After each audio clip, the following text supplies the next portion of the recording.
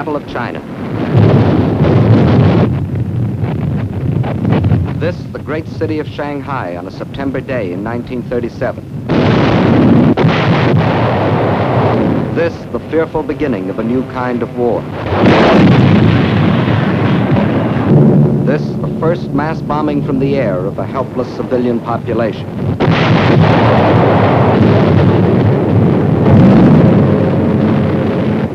Why? Why are these innocent Chinese men, women, children to die beneath the hail of Japanese bombs? To find the answer to this question, we must first understand something about China and Japan. And to understand China, three facts must never be forgotten. China is history. China is land. China is people. Chinese history goes back for more than 4,000 years. That's a long time. It was only 168 years ago that Washington crossed the Delaware. Only 452 years have passed since Columbus discovered America. It's 1,500 years since the world saw the fall of the ancient Roman Empire. 3,400 years have gone by since Moses received the Ten Commandments. 3,700 years have passed since the pyramids were built. But more than 4,000 years ago, the Chinese Empire was already in existence. And more important, so was the Chinese civilization, a civilization of art and learning and peace. Yes, China is history. And China is also land. More land than the entire continent of Europe, a third larger than the United States, and rich in raw materials. This vast area consists of China proper and 4 outer provinces. To the north is Manchuria, huge and desolate, but abounding in raw materials. Next to Manchuria are Mongolia and Xinjiang. Here lies the Gobi Desert, a vast plateau twice the size of Texas, inhabited by nomad tribes who lead their camel caravans back and forth over ancient trade routes. To the west is Tibet, the icy roof of the world, its borders encompassing the eastern end of the Himalayan mountains, the mystery land that few have entered. And from these vast mountains of the west rise the 3 great rivers which are China's lifeblood. The northernmost of these is the Huanghe, the Yellow River, often known as China's sorrow because of its frequent flooding. Far to the south flows the Sikiang, the Pearl River, which enters the sea past the great ports of Canton and Hong Kong. But the greatest river of all is the one that flows between, the Yangtze, winding for 3,000 miles through the heart of China, bringing fertility to the good earth and bearing upon its broad waters half the commerce of China. Yes, China is land, next to Russia, the largest country in the world. But most important, China is people, 450 million of them.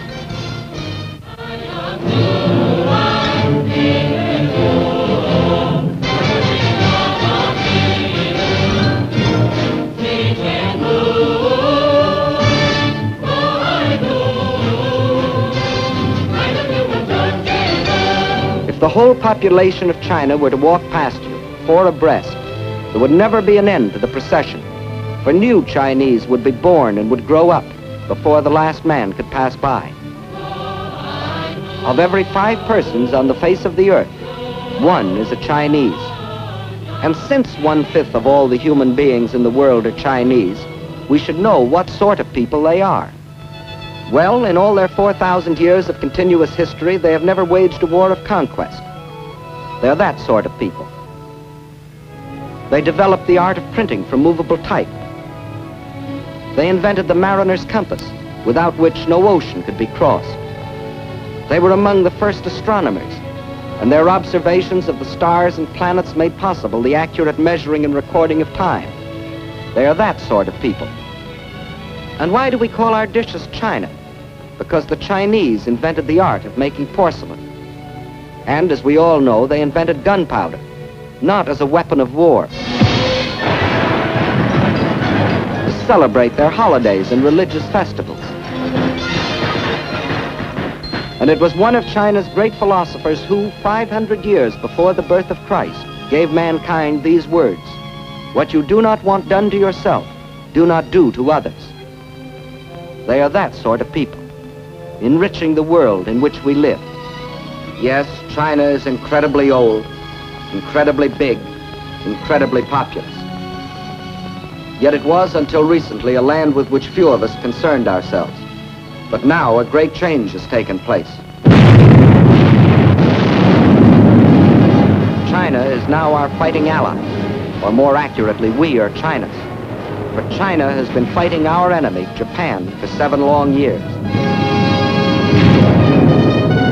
Why is this? Why have the Chinese, who in all their 4,000 years of history had never waged an aggressive war, been forced to fight and die by the millions? Because China is land, 4 million square miles of it. And because China is people, 450 million of them. And because Japan had a plan to use them both. That plan was finally stated in the Tanaka Memorial, a blueprint for world conquest, formulated in 1927 by Baron Gishi Tanaka, the Japanese foreign minister. In order to conquer the world, we must first conquer China. Here was their mad dream. Phase 1, the conquest of Manchuria for raw materials. Phase 2, the absorption of China for manpower, piece by piece, so as not to arouse the rest of the world. Phase 3, a triumphant sweep to the south to seize the riches of the Indies. Phase 4, the eastward move to crush the United States. One fact was obvious. China was to be the giant back on which Japan would ride to world conquest, just as Russia was to be enslaved for German use. But how was it possible for Japan, only 1/20th the size of China, and with only 1/6 its population, to think of conquering China, much less the world? There were 2 main reasons for this. In the first place, modern China, in spite of its age-old history, was like the broken pieces of a jigsaw puzzle, each piece controlled by a different ruler, each with his own private army. In modern terms, China was a country, but not yet a nation, while Japan was a united, well-knit, highly regimented military dictatorship. The second reason lies in the uses each country made of our Western civilization. Let's see what China took. You will notice that this is a very old piece of film. Actually, it is more than 30 years old, and it shows a very great man by the name of Sun Yat-sen. In 1911, this man fathered a people's revolution, which brought to an end China's ancient imperial government and began its new era as a modern republic, winning for himself in Chinese history as secure a place as George Washington has in ours. And he and his followers chose for the cornerstone of their new republic Chinese words that echoed those of another believer in democracy. Of the people, by the people. And to make these principles become reality, they built more schools and colleges. They established scholarships so that their young men and women could go forth to the universities of America and Europe and bring back to their own country other Western ideas. And this new generation returned to China with new techniques of industry, architecture, science, medicine. They built more hospitals to free their people from the blight of disease. They introduced compulsory education. They laid down as essential 2 of the 4 freedoms for which we fight today: freedom of expression and freedom of religion. In 1925, Sun Yat-sen died, but his disciples, led by Chiang Kai-shek, carried on his monumental work. Their aim, the unification and modernization of China. Chinese industry was old-fashioned and inefficient. Transportation was slow and inadequate. But now railroads began to link the great seaports and river harbors with the inland cities. A network of highways began to stretch beyond the railroad lines into the deep interior.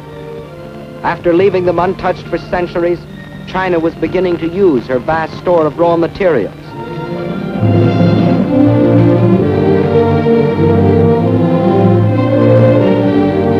And soon the tools and machines of the new factories were delivering the goods and products for China's new economy.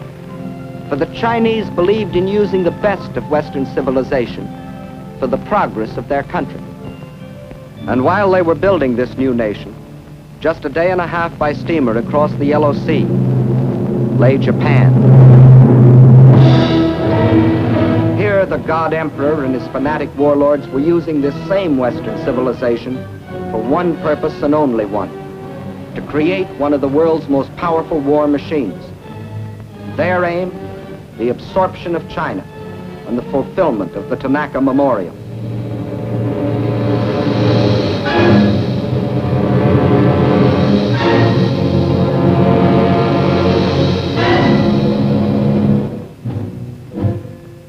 For years, Japan had deliberately copied military weapons and industrial techniques discovered in other countries.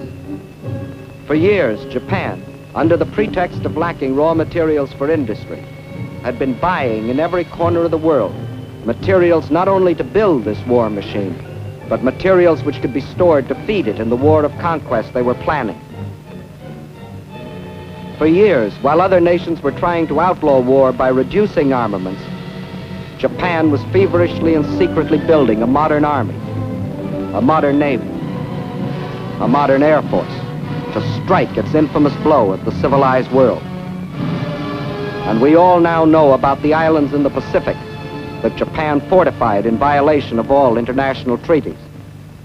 These were the reasons why it was possible for Japan, only 1/20th the size of China, and only 1/6 the population of China, to think of conquering China as the first step to world conquest. And as you have seen, in 1931 they embarked on Phase 1, the occupation of Manchuria. The small bonfire that the Japanese lit in Manchuria was to grow and spread with uncontrollable fury until the entire world was aflame.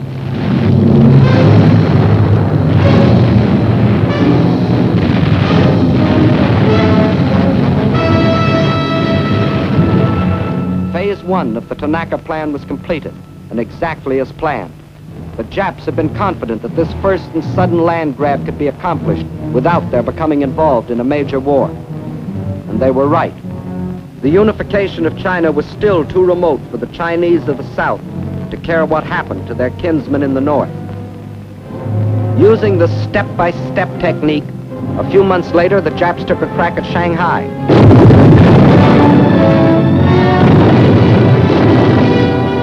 The Chinese resistance was so great they hastily called that deal off, waited another year, and then struck in the north again, carving the province of Yehol out of China proper. This too they got away with. The world criticized, the Chinese protested, but still the Japs got what they wanted, another piece of China, and without a war on their hands. And to rule over Manchuria and Yehol, the Japs then set up a puppet government under their stooge, Henry Puyi, the Chinese quisling prince. But the leaders of New China remembered that in other centuries, other barbarians had invaded their country. The evidence still stood in the Great Wall, built by their ancestors more than 2,000 years earlier, and stretching for 1,400 miles across mountain and desert to protect themselves from the barbarians of the north. Of the Great Wall, it has been said that it is the only work of man which would be visible from the moon. But the Chinese knew that modern barbarians can't be stopped by a wall, however strong or high. They can't even be stopped by people, unless the people are united. And by 1937, the unification of China was making such progress the Japs got worried. The one weapon they could not permit China was unity. They would strike again before China could become a nation. This time it'd be a big bite. 5 more northern provinces out of the heart of China. At the United States Embassy in China as military attaché for a number of years was Colonel William Mayer. Let him tell you what happened. first thing the Japs did was to prepare their usual fake alibi. This time it wasn't a damaged railway track, as it had been in Manchuria in 1931. A Jap soldier had disappeared. Obviously, he'd been kidnapped by the insolent Chinese. Once more, Japan's honor had been insulted. Once more, the insult must be avenged. So, on the night of July 7th, 1937, at the Marco Polo Bridge near Peking, the Jap war machine struck.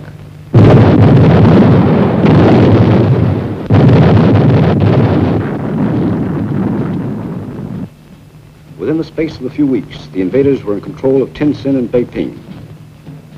It looked as if the Japs were going to have another walkover.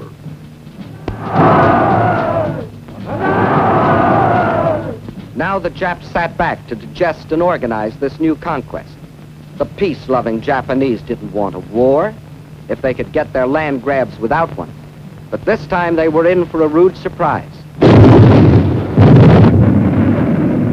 This time, instead of protesting or negotiating, the Chinese struck back. And not in the north, but at Shanghai, where the Japs least expected it.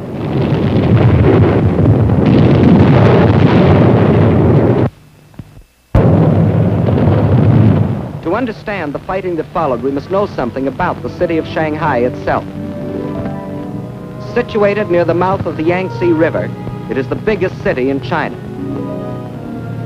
As the largest seaport in the Far East, it dominated the commerce and foreign trade of China. And through its great docks and channels passed most of the wealth of the Orient. In Shanghai, truly the East met the West.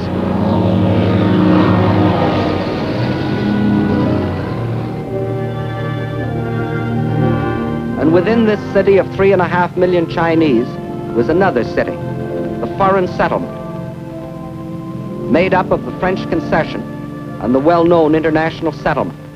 There, the various powers, including Great Britain, the United States, and Japan, had stationed detachments of troops, Japanese, British, French, and our own United States Marines, to assist the police of the Shanghai Municipal Council in the preservation of peace and order, and to protect the boundaries of the international settlement.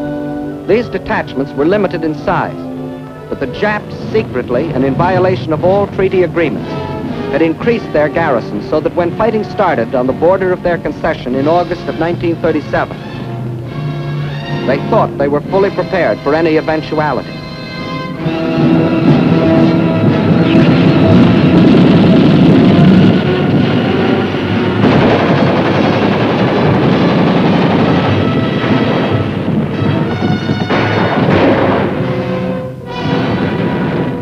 The force of the Chinese counterattack almost drove the Japs into the Wangpu River.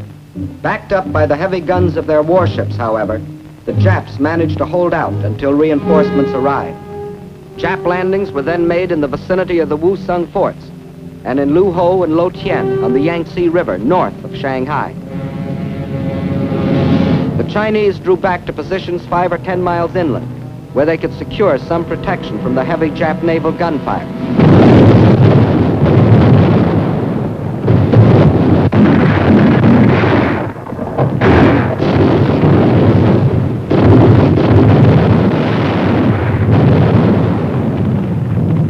At the same time, the invaders succeeded in making a surprise landing some 20 miles to the south of Shanghai, put 2 divisions ashore, and pushed rapidly north to outflank the city.